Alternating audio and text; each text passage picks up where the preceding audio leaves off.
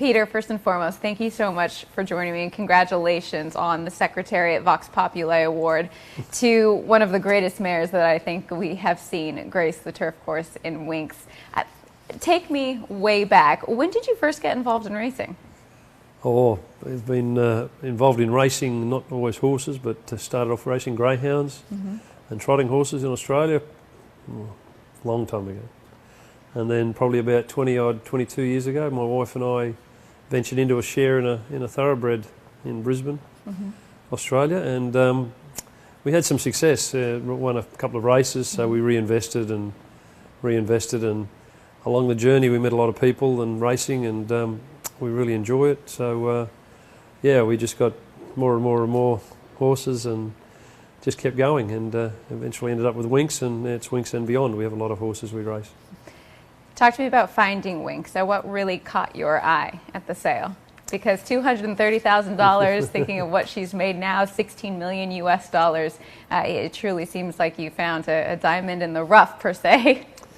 Yeah, well, I wish I could take the credit, but we have a bloodstock agent, and we've used him for many years. A gentleman by the name of Guy Mulcaster, based in New Zealand, and he's very intricate in the scheme of things with Chris Waller Racing, our trainer, and he picks probably 95% of our horses, not only in Australia and New Zealand, but all around the world. So he travels the world looking for horses, has done on many occasions, and back, this is probably when we were early with Chris Waller, that Guy picked an array of horses at the sale in 2013, and Debbie Capitas, my partner, and Richard Treweek, we'd agreed to buy a horse, and Guy picked several horses at the sale, and we were trying to fit them into our budget. Where'd the name come from? Richard, our partner Richard Treweek, he probably did a lot of the naming of the horses that we were buying, so we used to leave that to Richard, and it sort of flows back to the mother of Winx. It was a horse called Vegas Showgirl, and as the story goes, Richard would say that when you came many years ago to Vegas and the showgirls were dancing, and if the boys liked the girls and the girls liked the boys, they'd give them a wink. So that was how he got the name of Winx. At the time that she was purchased, what were the hopes? What were the dreams for her? Look, we dream like everyone else, and there's nobody that goes to the sale that buys a horse that doesn't dream of winning a Kentucky Derby, a Melbourne Cup, any great race. So we've bought a lot of horses over the years, and I think my wife and I waited 20 years to win our first Group 1 race. So, you know, they were the dreams we've had all along, you know, just to win a good race and enjoy our racing and enjoy the social side of it. And if it brings a bit of luck, well, you know, so be it. So I think we've had that and a bit more. At what point in time did Chris Waller, yourself, realize that she was something special?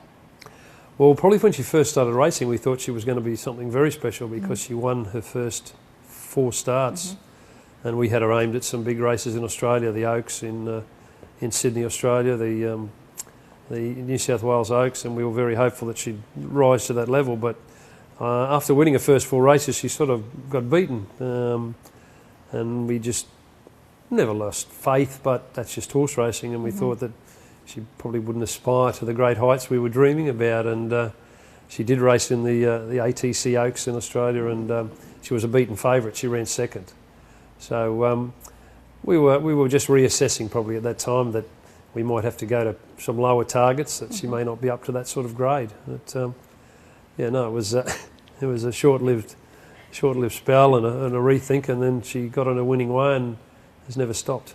What do you think it was that transformed her into the mighty mare that we now see today on a 29-race win streak? I think she was always good, but she was probably an immature filly. Like when we did race, when we bought her, we bought her on potential. She was a long, leggy, thin sort of a girl that we thought would grow into a body. So we weren't in a rush to race her, and that's why she didn't start as an early 2-year-old.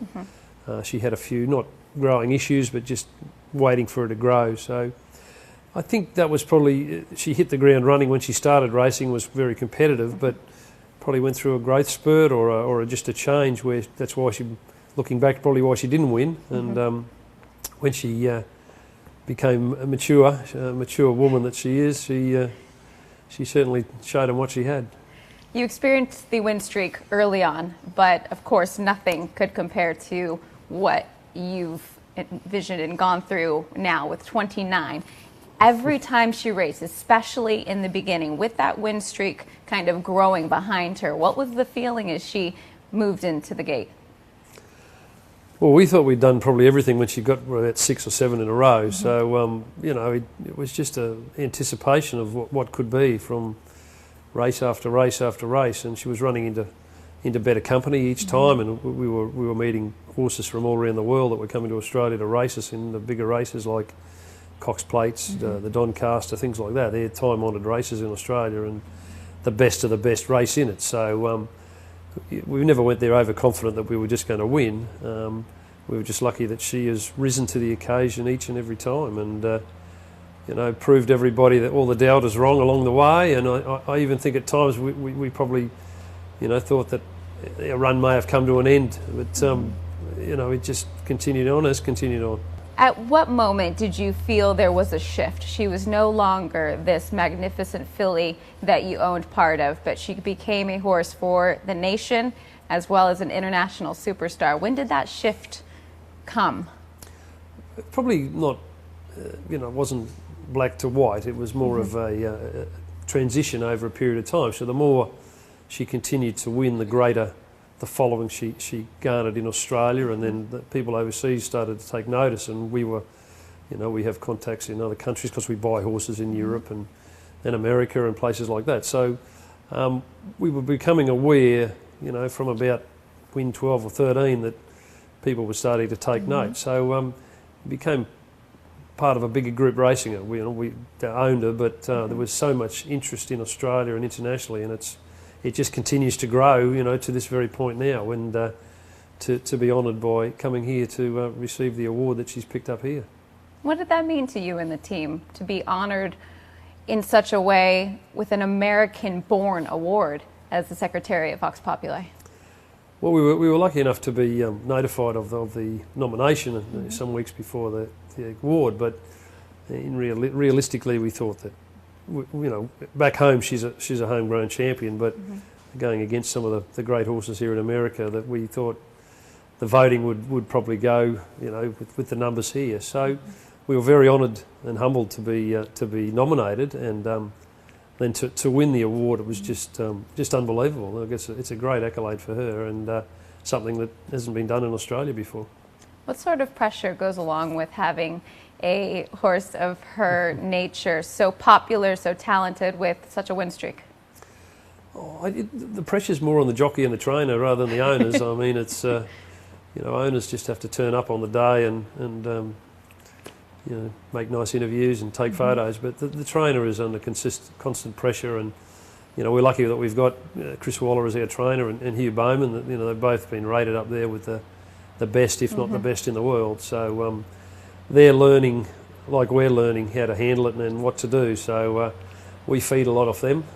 They're in the media in Australia a lot more than us, and they've been good guides for us as to what to do and how to handle all of the pressure. But it's very pleasant pressure.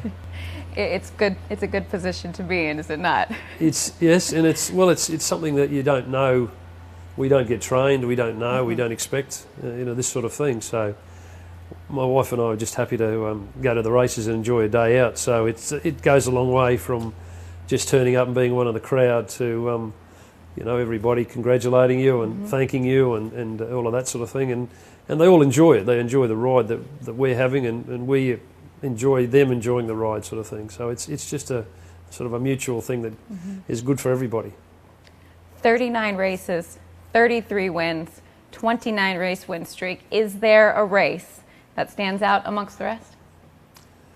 Well, we used to we think we would have one that stood out, and then it just another one gazumps the one before. So there's some special races that, you know, like our first Cox Plate, our first Group 1, the days that we get to celebrate, because it's a fairly family orientated thing that we do now with Debbie and Paul Capitas and their family, and Richard Truick and his family. So, and my wife Patty and our 3 children and their partners, and racing's become quite a family event, and whether it be in Melbourne or Sydney, we travel to wherever the race meetings are. But yeah, no, it's just it's an amazing time and something that we're all enjoying. How did you meet the rest of your partners in on Winx? Through racing, just through going to the sales is how I met Richard Treweek. Richard, I bought a horse so many years ago, and a horse that we couldn't really afford, and we were looking to share the expense. And our trainer at the time recommended Richard and said that look, he was happy to race, and along the journey we met Debbie. I think it was a horse that was bought and syndicated by women. It was women only. So my wife was part of a syndicate of 10 women. It's wonderful. And it was quite new. It was probably 8 or 9 years ago when they did it. And Debbie was part of the syndicate. So that's how we met. And then just became good friends and just raced horses and just enjoyed the good times. Yeah. Personally, watching her run, she truly has captivated our nation, and being able to see a horse that brings so many people out to the racetrack all together rooting her on, it's truly remarkable to see, and I thank you all for sharing her with us as well. If you could use one word to describe her, what would it be? I honestly don't think there's one word to describe her, because she means so many things to so many different people, and for us it's just been, I don't know how to explain it, but what she's done for us and our family and all the families involved, it's just a special time, very special. How do you take a moment to soak it all up? Is it difficult? Yeah, we're still catching up with probably what happened 6 months ago because of the speed of how everything goes with the racing and the stories and all of the media that go with it now. So she won the Cox Plate back in October, and I think early January we were still looking at replays and seeing how it all unfolded and what actually happened on the day, and we still get together at currently there's a big sale in Australia at the Magic Millions, and we're getting together with people we haven't seen since the Cox Plate, and we're going back over it. So it's something that probably we really won't take it all in until she retires, and we have time to sit down and reflect exactly what happened, because it's been over such a long period. I mean, now it's getting on to nearly 4 years, and the whole thing's really a blur. It was remarkable to think that her win streak began May 16th of 2015. Incredible, obviously, job by Chris Waller for you and the rest of the owners to keep her in training so many fans and yourself could still enjoy her. I think many expected her to retire after her 4th Cox Plate win. What led to the decision to keep her in training another year? Well, we leave the decision mainly to her, because it's because we've had her for so many seasons now, and she races, and Chris has always said, that it's her mannerisms and the kids that look after her back at the farm, and the track work riders, the jockey, all of them. So while they're still happy with her and they think her attitude hasn't changed, we got to the end there with the Cox Plate, and we decided that we'd give her a spell first to make sure that if she was going to come back, that she was in the same frame of mind and she wanted to race, because she truly is an animal that just loves her racing. She loves the competition. She loves competing. So we made the decision just in the new year, or just after Christmas, that she'd come back, and she's as good as she was 2 or 3 years ago. And we've missed the breeding season by racing her into the Cox Plate. We decided that we would miss that breeding season, and there's not a lot for her to do now until the end of this year or this season, when we can breed with her. So one last campaign seemed appropriate if it's to be, and we'll just monitor it race by race, and hopefully we can run on for just a few more runs. What will that campaign look like?